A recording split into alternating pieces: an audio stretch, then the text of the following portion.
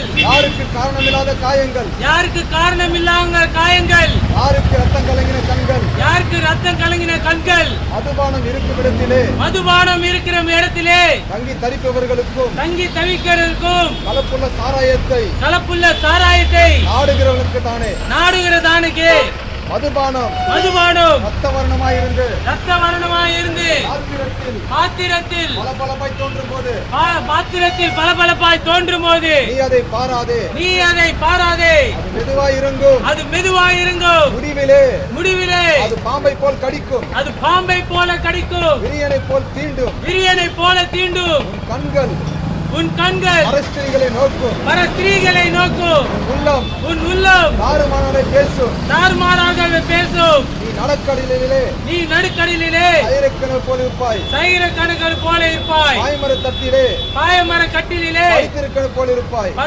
போல இருப்பாய் என்னை அடித்தார்கள் எனக்கு நோகவில்லை என்னை அறைந்தார்கள் எனக்கு சுரணை இல்லை நான் அதை பின்னும் தொடர்ந்து தேட எப்பொழுது விழித்தேன் என்றாய்.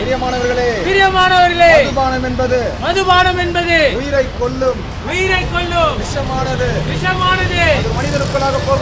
ஒரு மனிதனுக்குள்ளே போகும்போது ஒவ்வொரு உறுப்புகள் கல்லீரல்கள் பாதிக்கப்படும் கிட்னி பாதிக்கப்படும் மூளை பாதிக்கப்படும்